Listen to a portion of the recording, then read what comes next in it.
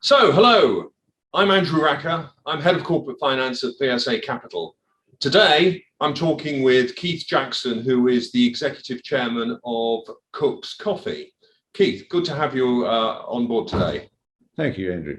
Good morning. So, I hope you're feeling sufficiently caffeinated this morning. We've got quite a few things to talk about. Cook's Coffee, not a name that we're familiar with in the UK, and yet you've got a pretty big presence. Do you want to just tell us about the company? Sure. Thank you, Andrew. Yes, we've got, so Cook's is an umbrella company, but basically a holding company for a house of brands of two well-established and fast-growing companies in the coffee space in the UK.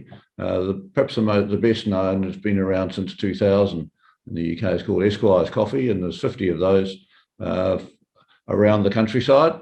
And the other brand is called 222, and that brand started in Swindon in 2016, and there's 20 outlets there. So we've got 70 stores in total, which it makes us the fourth largest company by aggregate in the coffee space for sort of cafes in the UK, which we're very proud of.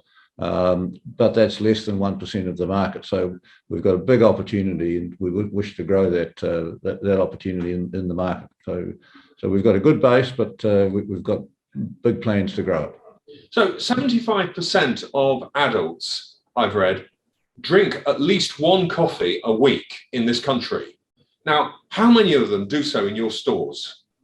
We have, across the stores, we would have approximately 50,000 transactions, and we believe that roughly every transaction has an average of two customers. So in the Esquire stores, about 100,000 customers a week, and in the 222 stores, around about 15,000 customers a week. So in total, we're looking at, in the UK, a number of 65,000, so 130,000 customers, and most of those would have at least one. Coffee is the predominant product that's used. And so if you said that we're doing about 130,000 cups of coffee a week, would be the sort of a rough rule of thumb.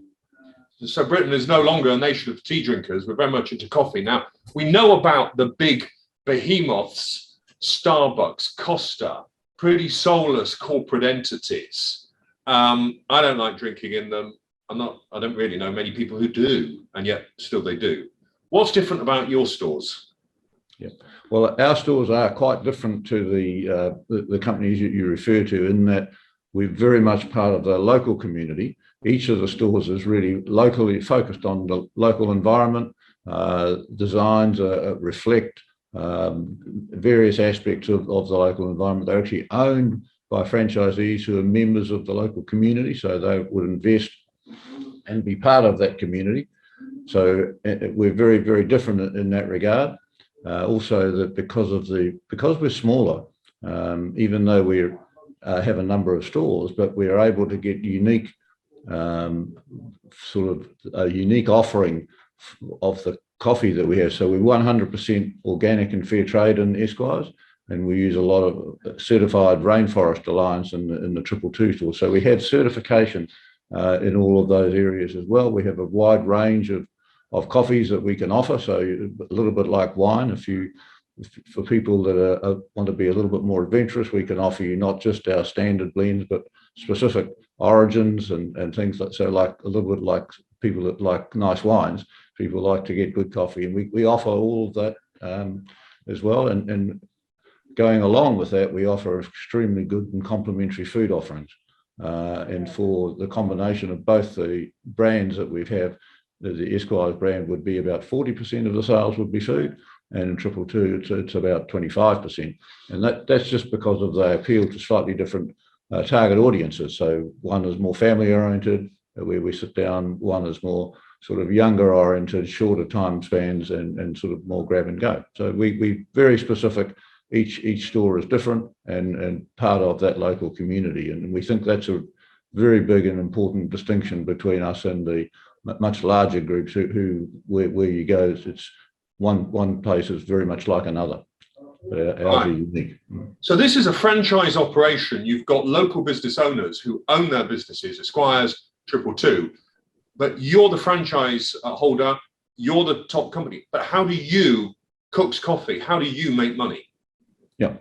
So our business is successful if our franchisees are successful. So we regard it very much as a partnership. So our job is to work with our franchise partners to give them successful businesses. And the way that we actually then, the company makes money is that we get a royalty share of net sales, so sales net of any taxes. And then we also get what we call supplier incentives, which are basically rebates based on the aggregated purchasing power that we are able to bring. So we can offer to the people in our franchise networks superior purchasing power compared to how they would be able to do it themselves. And the company gets a recognition of that in the form of rebates. So they're the two primary ongoing royalty streams or income streams. And also we do get money from when we establish a franchise, so people will pay an establishment fee. But over a period of time, the one-off type fees when people come in is approximately around about 10% of total revenue over a 10-year period. So the real success of the business is getting recurring revenue streams for businesses that are established. Right, COVID was really tough on your sector. You had to close down so many operations. It wasn't that long ago. So how have you been recovering from that awful time? Yeah, COVID was a very challenging time indeed. You're quite right. And we've actually been really delighted with the resilient bounce back that we've had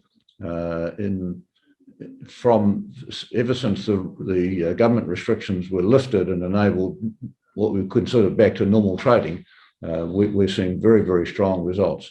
So our current sales for the Esquires brand, which we have pre-COVID information for, is that we're about 46% up on pre-COVID times. Now, some of that's new stores, but a huge proportion of it as well is actually existing stores doing better than they were in the pre-COVID times in terms of net sales. And we're up about 2.4% on a per store basis. Now, that we understand is outperforming the industry, but we're really delighted with that.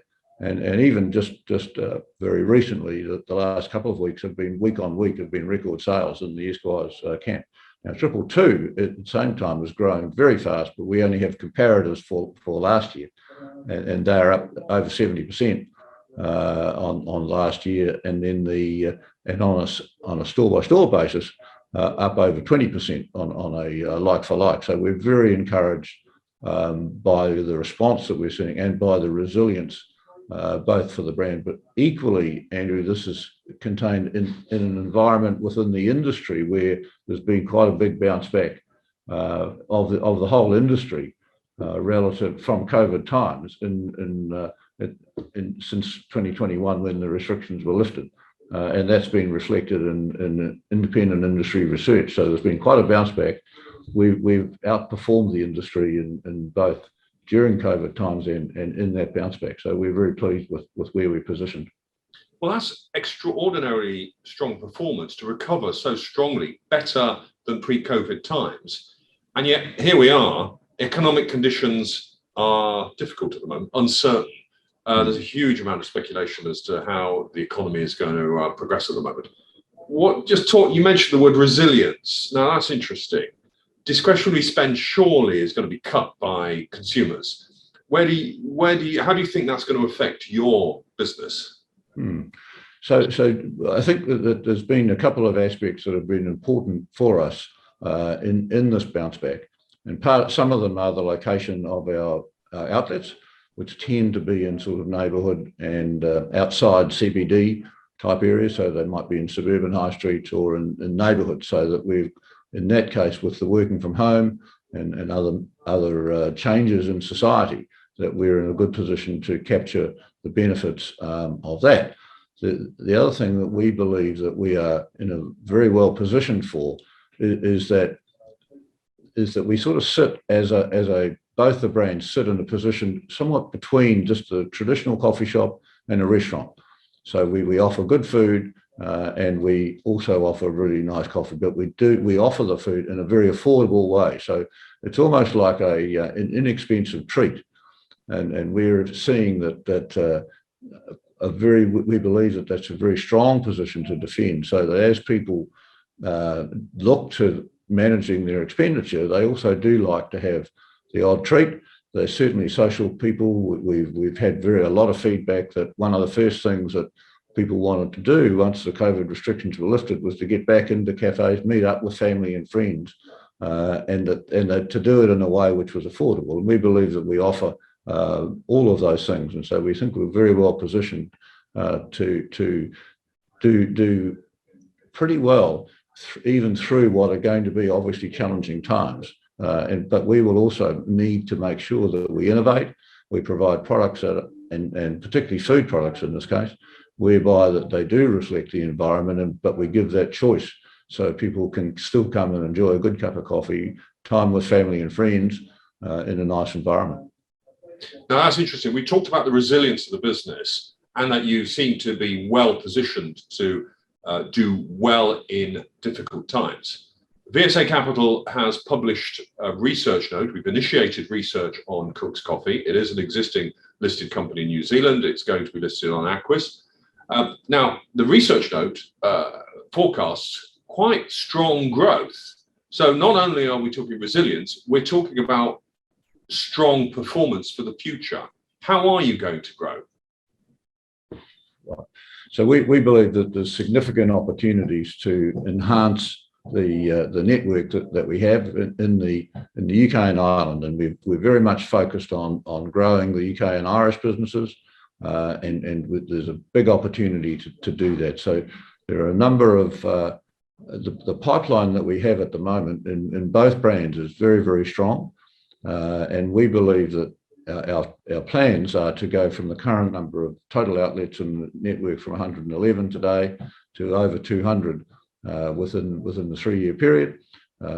That'll be by adding basically new stores in environments where, particularly local environments where there's the opportunity to offer sort of outlets where there aren't very much competition.